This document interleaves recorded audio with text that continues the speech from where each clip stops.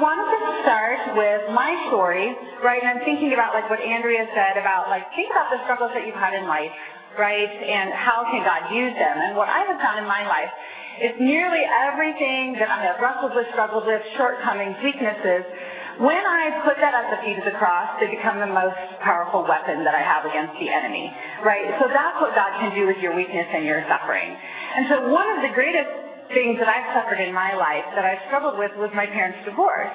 They divorced when I was 10. You know, neither of them were believers. And it just ripped my heart out, right? Because I was very close to my mom and dad and was very concerned about losing a relationship with my father. And the reality is, you know, social science, the best research that we have tells us that divorce is just the very first stop for lots of different transitions and struggles for kids, right? A lot of times you think, well, divorce is like a bad cold, the kids will get over it. But when you actually look at the lives of kids, divorce is usually the very first of lots of difficult transitions. And so that was the case for me. Thankfully, my mom and dad were friends, continued to be friends, very amicable, worked things out. You know, I still had a relationship with both of them, but there were challenges, right? My dad had a series of long-term girlfriends, married twice, and finally his last wife, they were married for 10 years before he passed away 2 years ago. Right after my parents got divorced when I was a 5th grader, soon after that my mom began a relationship with a woman, and they have been together ever since, right? So more than 30 years. So when I was growing up, you know, I split time between my dad's house and my mom's house. So my dad and the ladies in his life, and my mom and her partner. And I love my mom and her partner. I hope that I ranked in the top 2 or 3 people who love both of them the most.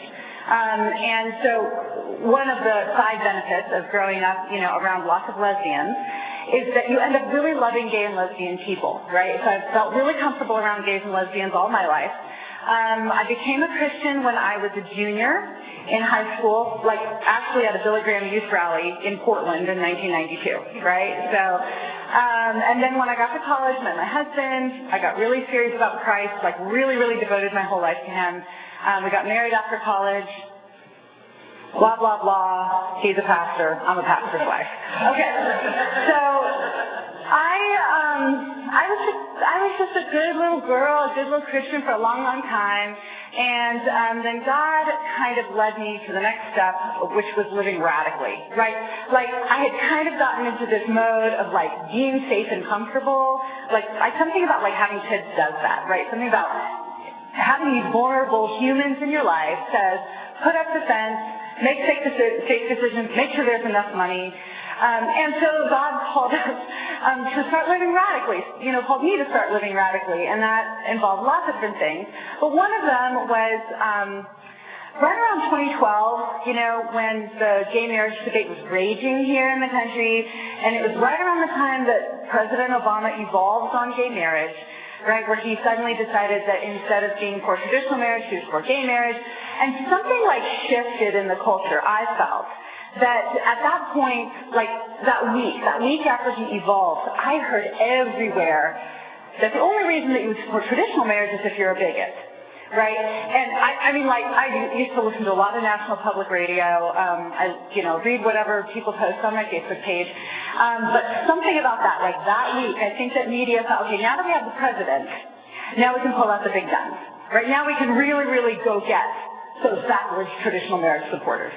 And so I had a week where I sort of snapped, and I thought, you know, really what I'm hearing from media is the only reason you would ever support traditional marriage is if you are ignorant, phobic, hateful, indoctrinated, or isolated, right? That you either hate gay people, you've been indoctrinated by some backwards religion, you've never met anybody who's gay, or you're ignorant. You know, you're just an idiot. And so I was like, oh, is that how it is? Okay. Well, I must be a bigot then. Why don't you come and talk to me? Oh, we have a blog. So ask the bigot. You can ask me all your questions. And then I like put an angry post on my MOPS group, and I was like, people, I got to do something with this churning inside me.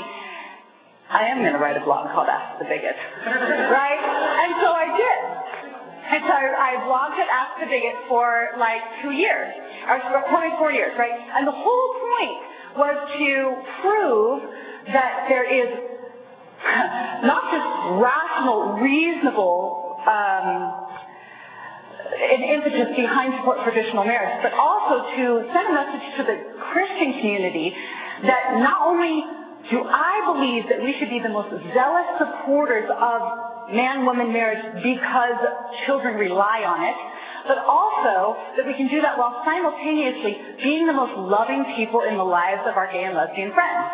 And what I heard from the Christian community is one or the other, right? You either stand on God's truth, support traditional marriage, right, and that's it, or you kind of massage God's word because you love the gay people in your life so much, you don't want to hurt them and offend them, you want to show them Jesus' love, so we're not going to talk too much about the truth. And to be biblical, you actually have to do both. Right? To be biblical, you have to hold on to biblical truth when it comes to sex and marriage. And you have to be the most sacrificial person in the lives of your gay family and friends.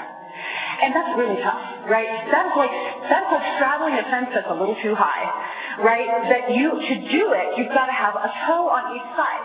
And the temptation for all of us is to jump to one side or the other because that fence is really uncomfortable, right? You either stand on the truth-telling side and you just rail against the truth, or you stand on the, I'm just going to show them love, and you never talk about the truth. And both of those are unbiblical. Right? To be biblical, you have to do both. And I would say you have to do them both with all your might. Now, nobody can do that except Jesus Christ. And thankfully, His Spirit is in all of us. So that's kind of why I got into this whole thing. So I'm going to assume that you guys are at TB Northwest conference. I've never been to a women's conference here before. So this is my first time. So I'm going to just assume a certain level of biblical literacy for you guys, that you have an understanding about what God says about marriage and sex. And I'm going to focus a little bit more on the social science, natural law piece behind what marriage is, why it's beneficial for the individual, the society, and the child. And then I want to talk a little bit about some of what we know about what goes into developing same-sex attraction. Okay, why are we talking about this? Not because I think it's the most important issue facing the church. We've got sexual trafficking taking place. We've got poverty happening, right? We've got high rates of teen pregnancy. We've got high rates of cohabitation and divorce. We've got a pornography epidemic. I mean, there's so much going on in the world today. Why do we talk about this? Because this tends to be the number one issue that gets in the way of people even considering Christ, right? Like, I'll say, I'm a Christian, and they'll say, oh, are you the kind of Christian that hates gay people, or the one that thinks that Jesus loves them, right? This is the filter that often stands in the way between people even considering what Jesus has to say. And so, especially when I talk with the younger crowd, with millennials, right, this is the new civil rights for them, right? This is the equivalent. Like, if you are not for gay rights, this kind of makes you like the equivalent of a racist, right? That is how this argument has been framed. That's why I kind of think that all of you need to become experts. All of you need to become experts in this, because once you start to have an honest conversation with anybody in the culture or anybody under 25, this is going to come up really fast, okay? And I know that especially for boomers and people that are a little older, they're like, I don't get it. Like, what is the big deal? This is it's not, right? Unfortunately, this has been spun as the number one issue. Like, you get to put your progressive badge on if you're on the right side of this issue. And so you have to have very compelling, and I would say secular answers as to why you believe what you believe. So that's what we're going to talk about here today. And I'm going to try to go through this fast, because I am not a presenter. I am a discusser. And so I'd like to kind of go through some kind of foundational components here, but I want to save a lot of time for Q&A, right? So start thinking about your questions, and we will just say right now that every question that starts in this room is going to be, I have a friend who, okay? So nobody has to, say, well, I struggle with this, or I encountered this, or it's always going to be, my friend would like to know X, Y, and Z, okay? So that'll make it nice and easy entry for everyone. So first I want to talk about marriage. So for those of you who have had any amount of time in the church, you know that sex belongs in marriage. Sex belongs in heterosexual marriage. Sex belongs in heterosexual marriage that is permanent. Okay? That God has said, this is how I want things to go. No sex, ever. Not at all. Outside of a lifelong commitment with the man or woman that you are making babies with, right? Like, all right, let's just talk about this from a sociological perspective. So from a Christian perspective, marriage is covenantal and symbolic and complementary, right? And it's a picture of Christ in the church. And that's awesome and beautiful. But when you step back and look at it from a biological perspective, or as the world would say, an evolutionary perspective, sex is about one thing, and that's baby making. Okay, sex is a baby making activity. Now, we have found means and methods to try to relegate that part of sexual activity, right, either through birth control or through other kind of contraceptives, or even through abortion, right? So people have thought, well, sex is about me. Sex is about getting what I want. Sex is about pleasure. Sex is just about enjoyment. Sex is about connection.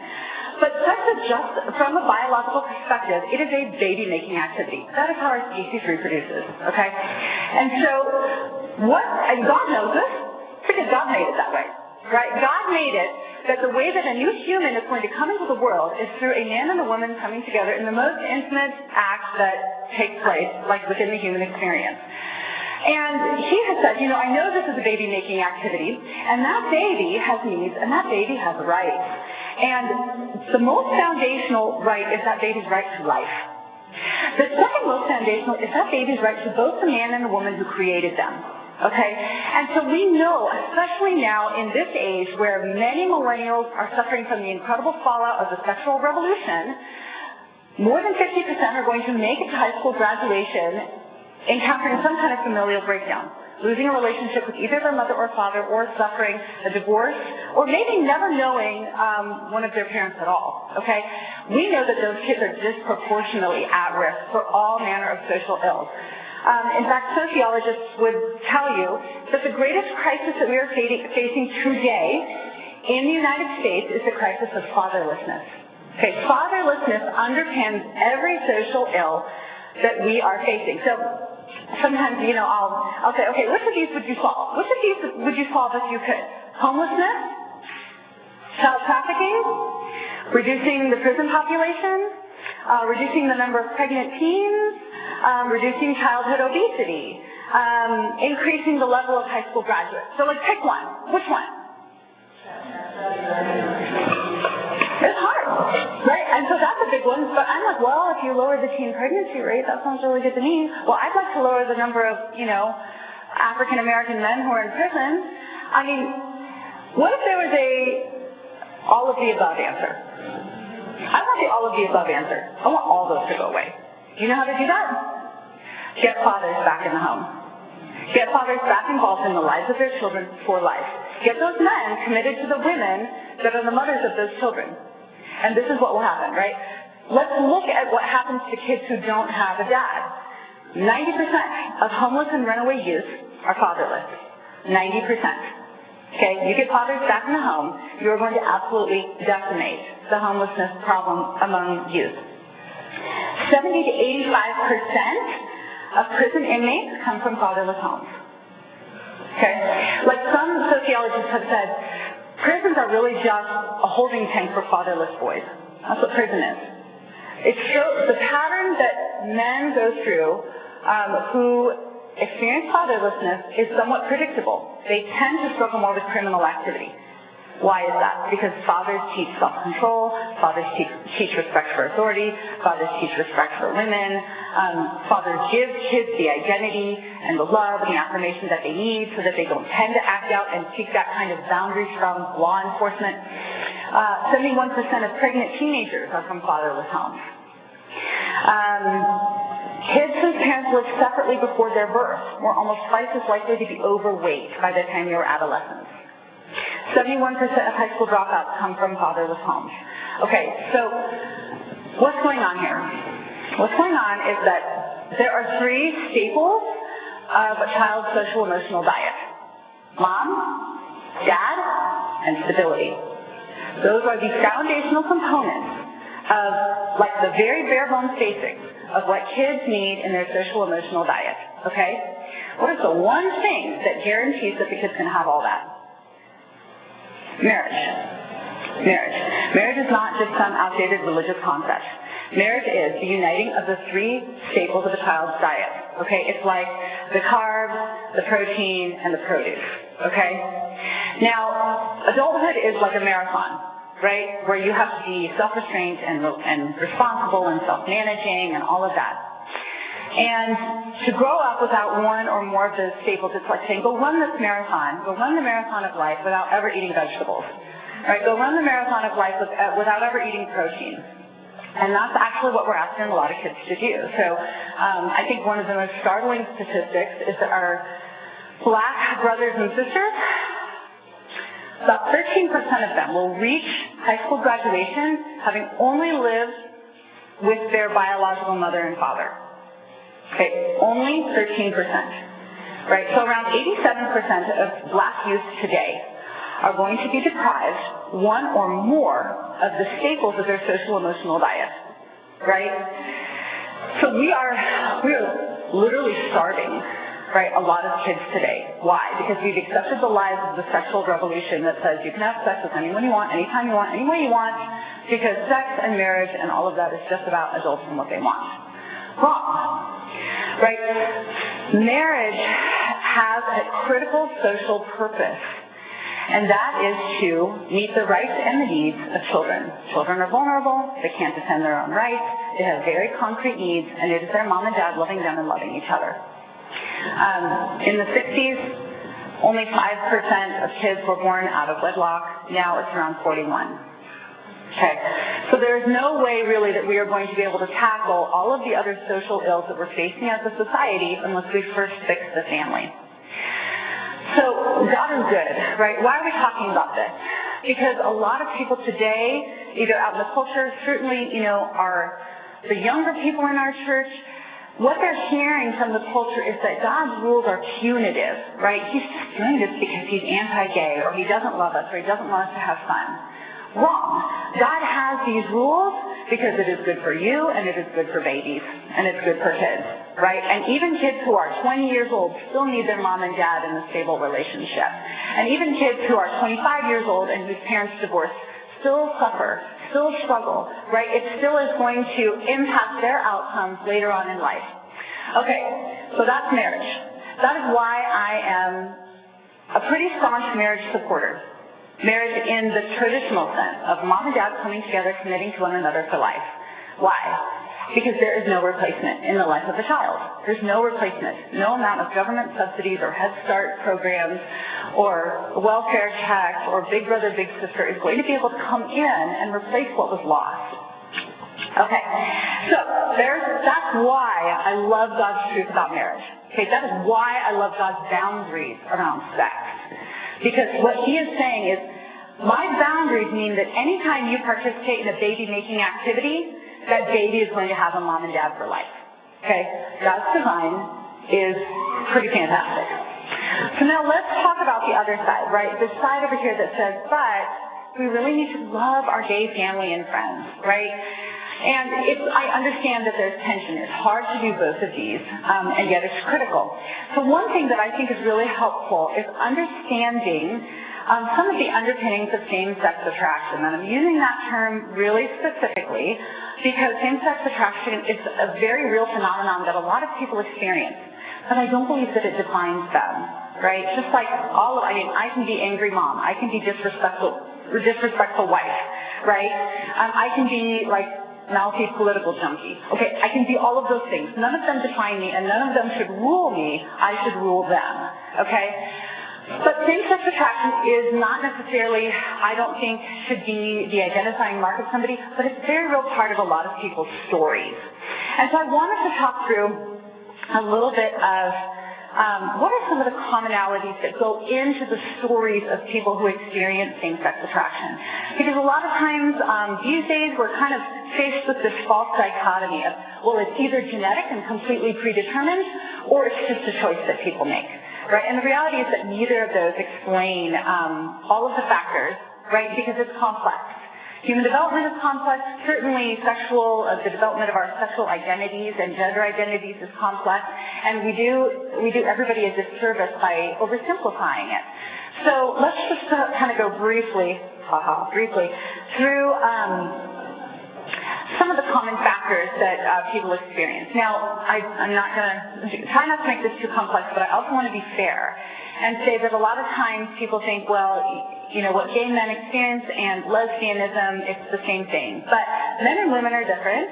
That's probably not a surprise to some of you here, but it definitely would be cause for, calling me a transphobe or, heteronormative if I were to say it in front of certain crowds. But men and women are different. And so it's no surprise that the path to becoming a gay man or the path to becoming a lesbian is also different, right? Because we are wired differently, our brains are different, hormones are different, all of that. So let's talk a little bit about men. So first of all, I want to say there's no scientific evidence that says that a homosexual orientation is genetic. And why do we know that? Because they have conducted twin studies on identical twins, and if it was genetic, that means in their genes and irresistible, then every single set of identical twins that was gay, they would both be gay. Every set that was straight would be straight. But at very best, it's 50%, but even that's probably an overzealous estimate. Really, it's probably about 11%. 11% of identical twins who are gay, both pairs are gay. And then the other 90% of the time, it's only one pair, only one set, only one person in the pair is gay. So we know that it's not genetic. But there's a possibility that there are some biological factors that have an influence. It does not look like it's a dominant part of that path to a homosexual orientation, but it's not. It would be dishonest to say that there's no possibility that biology plays a part. So there are some possible prenatal factors, hormone levels that take place in utero, things like maternal stress. There's a possibility that that has an impact and can contribute to a homosexual orientation. Another possible factor, and we're really talking a little more about gay men here. Gay men in general, their kind of sexual drives tend to be more rigid. Women just tend to be more fluid and, a little more flexible. Men don't. And so for men, a very common aspect of their story is early sexual experience. In terms of gay men often reporting sexual abuse at a young age. There was a time several years back when I went and heard a group of men speak who were from Portland Fellowship, which was a branch of Exodus International at the time, and they talked about how they took kind of a survey of all of the men in their group. There was about 40 men, and they just did an anonymous survey, like what was the age of your first sexual experience? And the average age of first sexual experience among those 40 men was the age of 7. Okay, so what that tells you is, there's probably some who had a first sexual experience at 13 or 14, but that's balanced by the ones that had their first sexual experience at 3 or 4. And so it's significant, right? It can play a significant role. Next, many men experience a wounded gender identity, where they have this feeling of not being manly enough, right? Not really feeling like they're a guy the way other kids are guys. The next one is rejection by one's same-sex peers.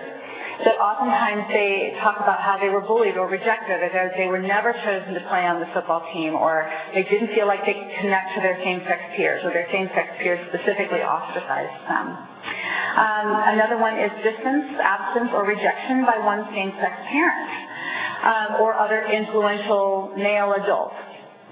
And so what is all this saying? That God made us to be connected to and adored by and loved by and included by our same-sex parents and our same-sex peers. That's why he made sure everybody has one parent who is the same sex as them, because we have a need to connect with them, right? There's something about, I often say to my daughters, when they're looking at changes in their bodies or talking about how they like, what they like about being, or what they don't like about being a girl, and I'm like, honey, being a girl is amazing. You're on your way to womanhood, and womanhood is also amazing, right? They need somebody ahead of them who they can say, that's where I'm headed, and it's great, right? For the person who doesn't necessarily have that, either dad is absent or emotionally absent, or there isn't that kind of level of attachment or trust, right? It can say something about them and their own gender identity.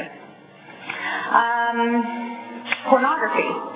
Often, a lot of men who have same-sex attraction report that pornography played a significant role in their exploration or even the introduction of same-sex behavior to them. And finally, there is a decision, that is made to act on the same-sex feelings, and that decision can then reinforce those attractions. So research on this is in its infancy, right? There's a lot that we don't know.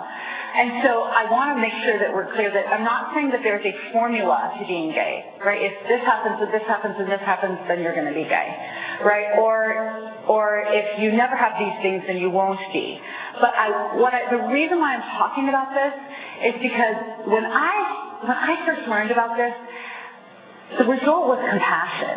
Like the result is I realized I'm never going to say to somebody who experienced the same-sex attraction, well, why don't you stop? Why don't you just pray it out of the way? Well, you're just choosing to do that because all of those are false, right? That most people who struggle with same-sex attraction even get to the point where they beg God to change them, beg God to take it away, that they're petrified of it. And when we acknowledge that there are these factors that go into it, where we humanize people, right? Because the reality is these kids have legitimate God-given needs that have often gone unmet. So a typical story, like I have a friend from high school who was very effeminate, very sensitive, had a dad who was only around part-time, and when he was around, he was belittling him. This was a kid who was really into theater and singing, and he was really talented, but dad was into cars and football, and so they just didn't have a way to connect. And as a result, he had a really hard time interacting with his male peers, right, who pushed him away, and so his consolation, his solace was found in the girls, right, so we loved him. We're like, get on in here, right, you're one of us. I know that he had a situation with a male relative who abused him, and, unsurprisingly, he went on later to identify as gay. And what happens is, right, we all crave connection with our same-sex parents and our same-sex peers. And then when that doesn't happen, that longing to be included, that longing to be loved, it doesn't go away. Then you go through puberty, and oftentimes those longings become sexualized, right? So then you've got this mix of sexual desire in the mix of this God-given need to be loved in a platonic, non-sexual way by your same-sex parent and your same-sex peers. So I want to talk briefly about kind of different, and again, this is even more this is even less supported by rigid research, okay? Like really, we don't know a lot about what goes into developing a same-sex attraction, but we do have sort of these common themes. So there's kind of 4 common themes for women that go on to identify as lesbians. The first one is that a girl's a little more of a tomboy, hangs out with boys, but she's craving femininity.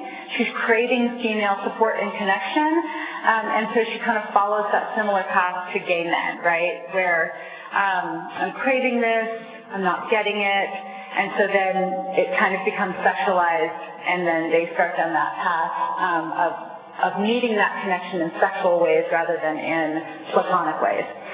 The second one is a more feminine type who has a pretty good relationship with mom, but early on there's a break in the bonding and the relationship with the mom, and then there's a void left, right? And then there's a search for maternal love that can be manifest in a same-sex relationship.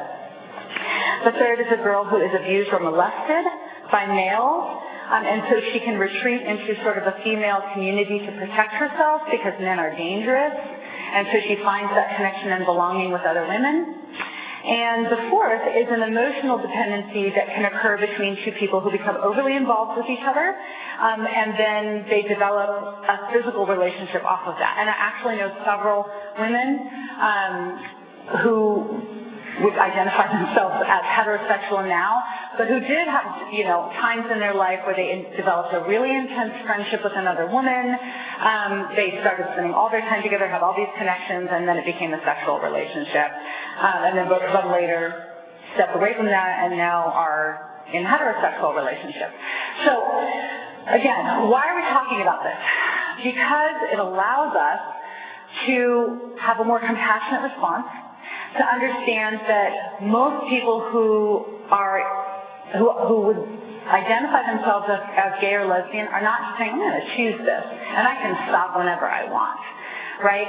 It tells us that there is something really significant that we have to offer to our gay and lesbian friends, and that is our love, and our listening ear, and our compassion, and our acceptance of them as a person, even if we disagree about some of their decisions or relationships or behavior. And so I want to put that out there as a means of, okay, another disclaimer. I have lots of friends who are parents of kids who identify as gay or lesbian, right? And I'm not saying that as a parent, if you have a gay or lesbian child, that means you're responsible, right? There's a lot of complex factors that go into this, but we acknowledge that those connections with our parents are really important and formative in many ways. So, God is good and God is right. And He's right when He says that we need to be great parents and we need to be great friends. Why? Because it really has an impact on other people's lives.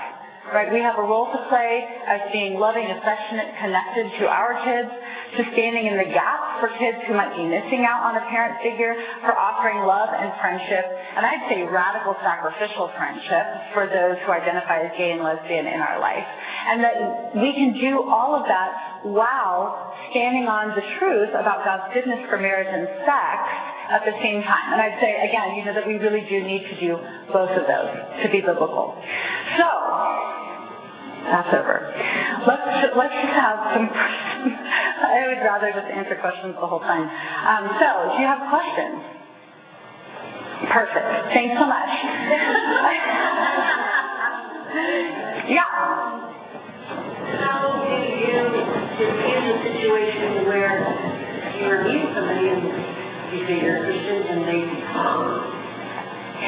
Yeah, so the world will hate you, right? If you're doing it right, the world will hate you. If you're doing it right, life is going to be messy, right? There's two really clean and easy ways to live. One is to be totally devoted to the truth and speaking God's truth so that you shut out, those people who disagree with you. And the other one is to never speak the truth and to just totally focus on the squishy, hippie love. And both of those are wrong. So the right way is to do both, and that is the messy way, right? And so if you are experiencing the mess as people being frustrated with you or hating you for one way or the other, right? The main thing is you want to make sure that they're hating you because you are being like Christ, right? Because you are speaking Christ's truth, because you are offering Christ's love. You want to make sure, because Christ, the gospel, God's truth on this, it's a stumbling block. People are going to trip over it. They will pick it up and throw it at you, right? And that's okay. The problem is that if we add other stumbling blocks, right? If our refusal to be compassionate adds more rocks in their path, or our unwillingness to speak truth, right, becomes a stumbling block. So you've got to make sure you've got to look at your life honestly and say, may the only stumbling block that people see is Christ's likeness in me, right, instead of allowing my withholding of love to be a stumbling block, right, or my twisting of the truth to be a stumbling block. And so there's no way out of somebody hating you. I would say that if somebody comes up to you and says, oh my gosh, you're such a bigot for believing this, may the gay and lesbian people in your life go, oh, that's hilarious. That is hilarious. She is so not bigot, right? That the world is going to call you names, and the gay and lesbian people in your life should know that that's not true because of how you've treated them. Yeah. Anyone else? Yeah? Well, you were earlier speaking of family. Yeah.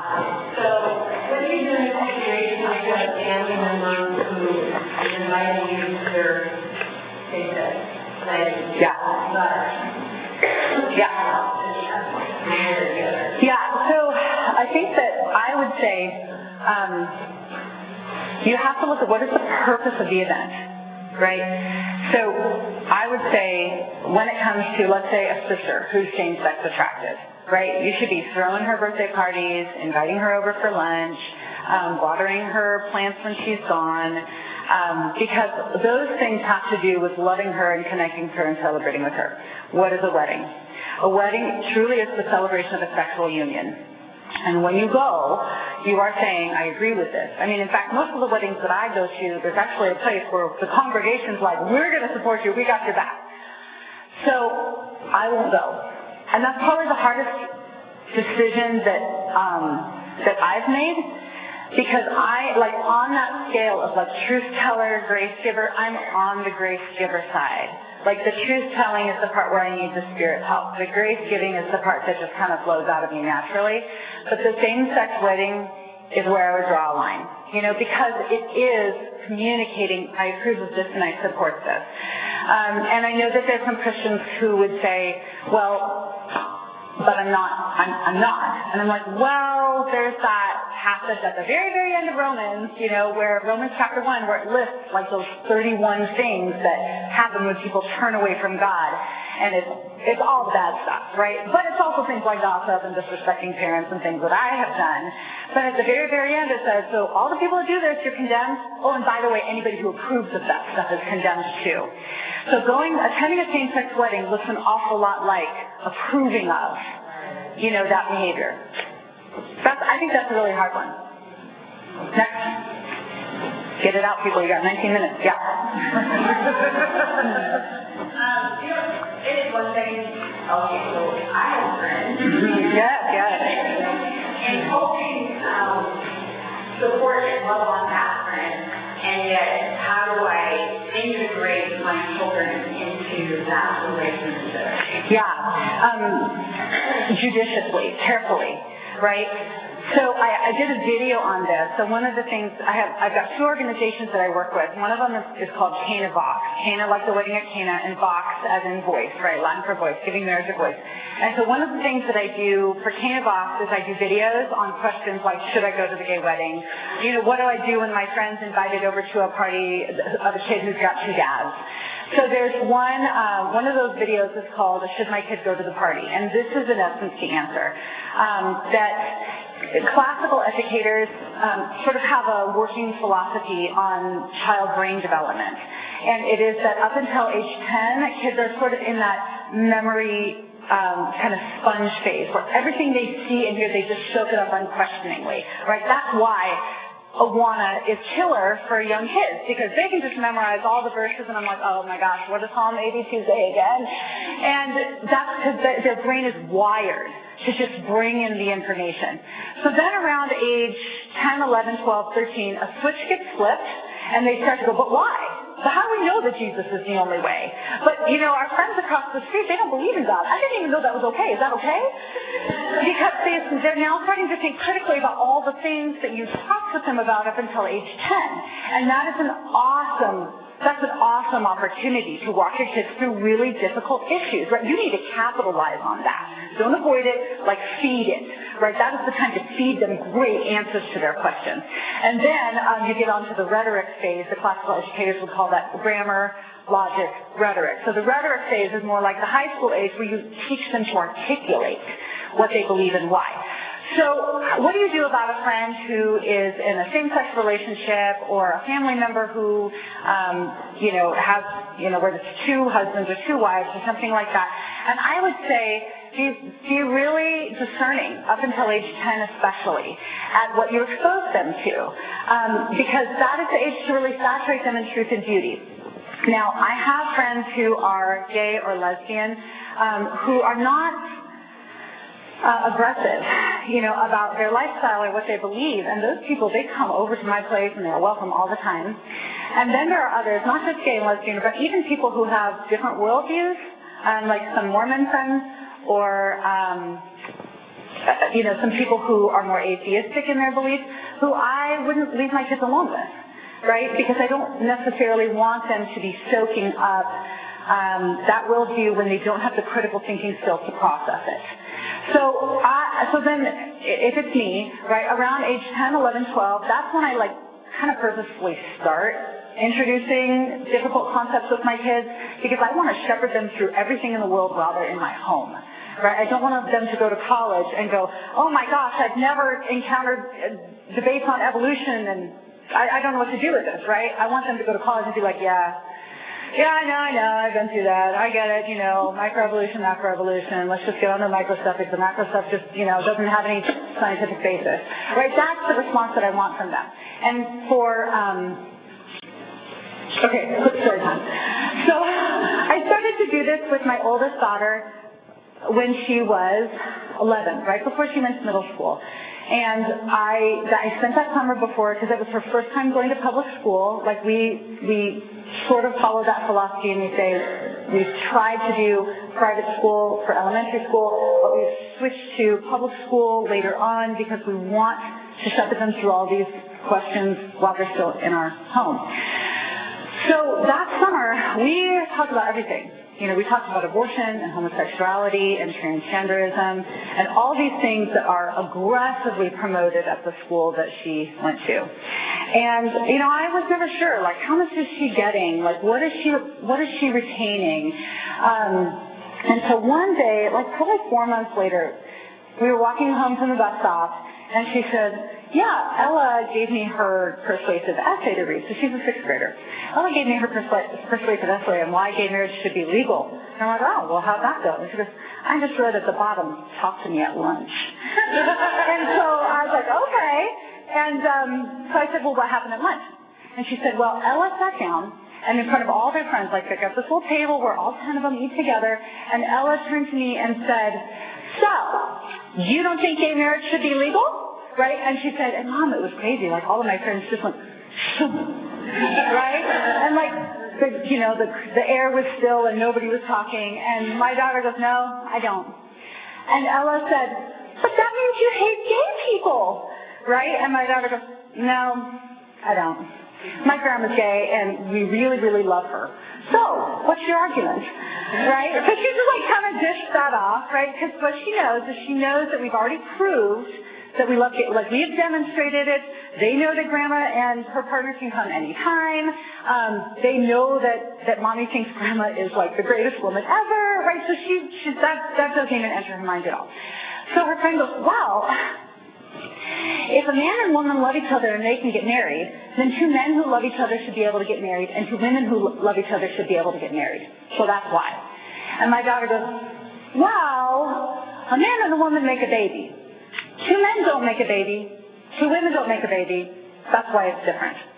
And her friend's like, oh. And she said, well, the 2 men or the 2 women, they can just adopt.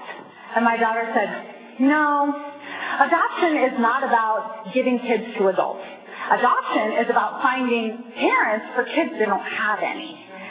It's not about adults. And her friend was like, oh. Well, 2 men can love a kid and 2 women can love a kid, so it's okay. And my daughter said, no. Dads teach kids certain lessons and moms teach kids other lessons, and so that's why kids need a mom and a dad. And I was like, so we're walking along and I'm like, play it cool, play it cool. So every time she tells me an answer, I go, oh honey, that's such a great response. But inside I'm like, yeah, baby, what else you got? What else? Come on. And so she runs through this whole thing, and she goes, I said, honey, those are really incredible responses. What did your friend say? And she goes, well, after that, Ella said she had to go. Right, so what happened is, my daughter got, like, better than most adults, that the public purpose of marriage is not about how adults feel about each other, right? It's that men and women do something different than 2 men and 2 women do, and that is the public purpose of marriage, right? The government's interest in marriage is not about whether or not I think that my husband is the hottest piece of eye candy out there, which he is. Government doesn't care, right? Government's interest in marriage is children, okay? It's not about how adults feel about each other. And then my daughter got, okay, men and women are different. So, what I would say to my daughter is, men and women are different, and they offer distinct and complementary benefits to children. And she says, well, dads teach kids certain lessons and moms teach kids other lessons, and kids need both lessons, right? So she has distilled this idea of like the complementary nature of biological sex and understands the implications for parenting and just said it in 6th grade language. And then she also understood that children have a right to parents, adults don't have a right to children. And so so this is a 6th grader, right? So I guess that I would say don't shy away from introducing difficult concepts to your kids. You know as a parent when they are ready for it, right? Kids are ready at different ages. You usually know because they start asking you questions. When they ask you questions, go. Like, take it to them. Go all the way. And there's times where my daughter would say, oh my gosh, Mom, do we have to talk about this again? And I'd say, heck yes we do, honey, because I want you to know more than anyone else about this, right? And it's great because, she had a conversation the same summer with that same friend. They were all up in a tree, and their friend, who was a Jehovah's Witness, wasn't there because it was a birthday party. And so what a bummer. Her friend Ella's like, such a bummer. Religion, darn that religion. Ella, our friend can't come because she's Jehovah's Witness, and man, religion just really ruins everything. And my kid's like, okay, get it out of your system. And so, her friend says, yeah, it's really tough about religion. All those religious parents kicking out their gay kids, and so they're on the street and homeless, and it's just really tough. 40% of homeless youth are gay and lesbian. And my daughter goes, yeah, homelessness is so hard. 90% of homeless youth have no fathers. So if we really care about homeless youth, we're going to make sure every kid has a dad. And her friend goes, yeah, you should listen to Michaela. The one that wrote the essay, you should listen to Michaela. She knows about this kind of stuff. Right? And so there's two, when it comes to our kids, right, I have two different tendencies. Well, my first one is like totally retreat. Like get out, like escape, build a compound, select the people that I want to join me, and like wall myself in. The only other option really is to equip, right, to make them warriors. Right, to make them know more about this so that they are confident, right, so that they can stand for their, and not that they have to know everything, but they have to know enough to know that there's more answers if they need them. So I'd say be careful, especially in that under age 10, but after age 10, use your discernment, right, and equip them. Good question. Anyone else? Yeah. You talked a lot about violence and love especially when people live in their own little here's all the Christian Bible study, and here's all of the people, doing whatever they do. How do you make those crossovers you can? Well, I personally target my gay and lesbian friends. Like on Facebook, you can decide whose posts you want to see first, and I put all of them at the top. So I make sure that if they're like taking a picture of the dinner that they made, like I see it and I comment on it. Like as many ways as possible. I am like gonna animals.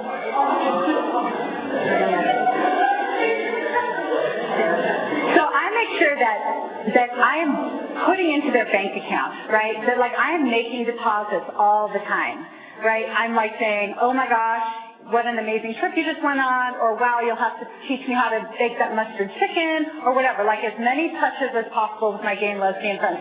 Because it's true, like I'm a pastor's wife, I am up to here in shepherding stuff, and when I'm not pastor's wifing, I am like activisting. And so I have to be really purposeful to make sure that I maintain those connections with my gay and lesbian friends. And so I don't ever go on, okay, so I have another video, it's called Social Media Slugfest, right? Like what do you do on social media? Like how do you make sure that those are constructive conversations? And one of the points is I don't ever go over somebody else's thread and just start duking it out.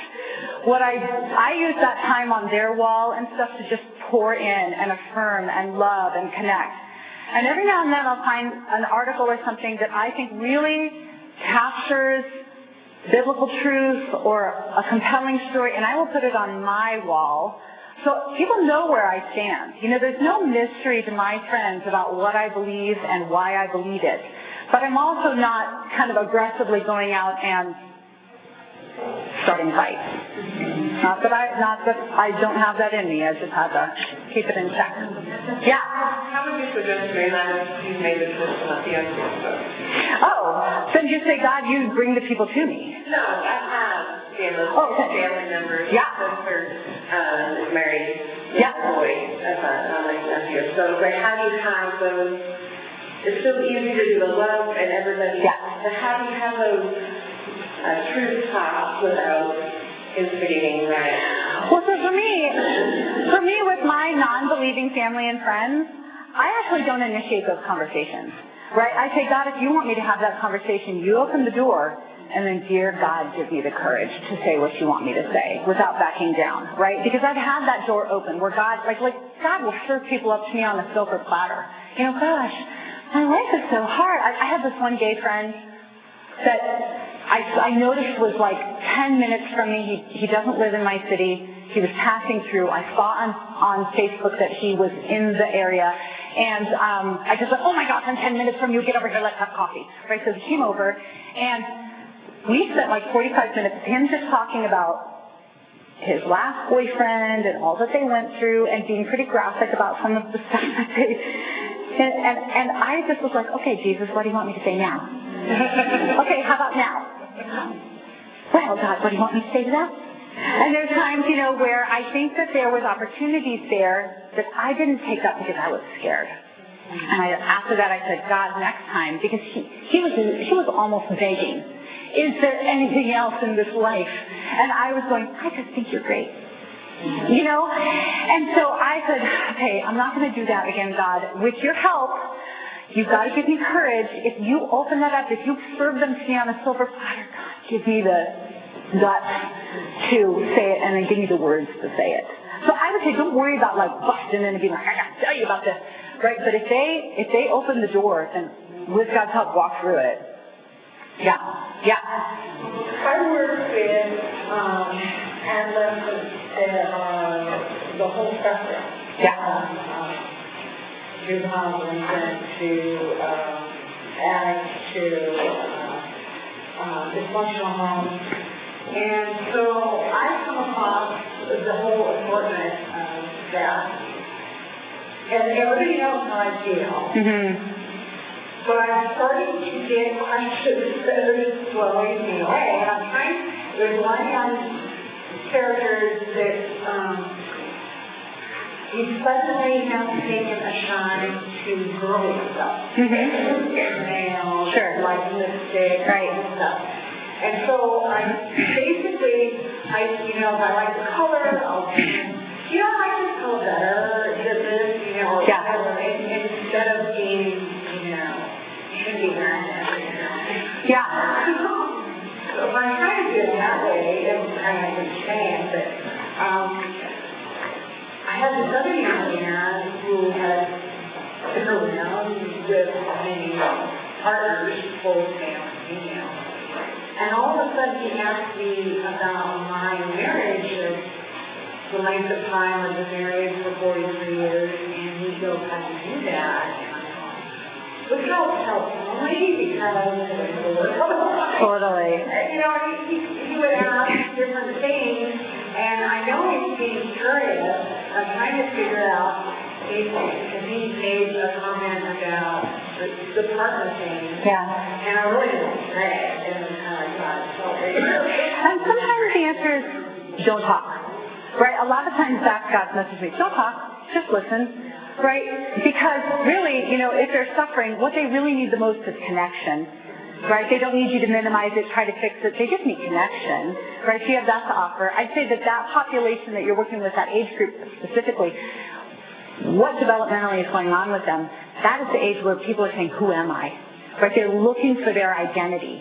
Right? They're looking, and when you don't have that intact family structure, especially, we get a lot of our identity from our family, right? Which is why some of us who have adopted children have to struggle to really, really build that into our kids in a distinct way, because biology and familial connections does offer us a significant aspect of our identity. right? So I would say, I would pray for you that you would be able to bring that down to like, not the symptom stuff of what are my interests, I'm interested, I have these desires, whatever. Bring that down to who are you? Who are you and how do you know? Right? Who are you at your core? And ultimately, God tells us who we are, right? It's God who gives us our identity. Yeah. Well, I have a family friend, he's got a lifelong friend, just a little brother, he'll be coming up this week, but he was raised with a broken home. Yeah. And he's gay, and he openly admits it, and he openly but he begs us every year to have to see. I mean, we've been married 45 years, and he likes to be in that setting, and he likes to talk, and he likes to talk about religion, and he likes to talk about why he thinks. Awesome. He doesn't want to talk about being gay. He wants to talk about what life is about. Good. And I think if you just relate to him on the life level instead of on the issue level, that's why it's so more in tune with him. It's so great when you can do that, right? There's some people that I know who that's the only thing that matters to them, right, is whether or not you are going to accept what they consider to be their identity, right? His sister, What a gift. because he did not have, he had a sister growing up, but it wasn't like my family growing up. Yeah, because some gay and lesbians have not had those foundational kind of primal relationships met, they are often even more hungry for connection, and what a gift to be able to be the person that can offer it to them. I don't know if we're done. Are we done? Okay, go. A few questions. Can you say one more time where to find your videos? Okay, so I would go to canavox.com. Cana, like the wedding, C-A-N-A, Vox, V-O-X.com. And Canavox is great because if you go to their readings on their website, you will find the very, very best that the web has to offer on all of these topics. There's great videos on understanding same-sex attraction. There's fabulous articles on loving those who experience same-sex attraction. There's articles on what marriage is and why fathers matter, right? That's kind of the resource list, the go-to list that I pull a lot of my materials from because it's the best of the web. Under there, if you go up there, it'll give you an option to either go to the Canavox homepage or the Dear Katy page. And Dear Katy is where all the videos are. Are we done? Okay, go. I just want to make a real quick comment. I'm also a pastor's wife. Awesome. Thank you for bringing this really difficult subject out because it is difficult for all of us in our older age groups that are college-age kids and the high school kids are getting inundated with all of this. And we can't even talk about transgender, but that's... Girl. Right, that's insanity. So, one thing that the Lord really tried to minister to me and laid on my mind as I thought of Amazing Grace, the song. And as you think of alcohol and drugs as being an addiction, whether you're talking about that or the topics you were talking about, they're held captive. Totally. By the sin. And I've even heard, like, some people who work with those who experience same-sex attraction, they'll say this isn't a sexual issue, it's a connection issue, right? That this is not an issue of just sex. At its heart, this is a connection issue, that these people are dear and precious and they are hungry for connection. And as people, but definitely as believers, we have an opportunity to offer them the deepest connection with the greatest Father that they've ever known. Father that they've ever known. Father that they've ever known.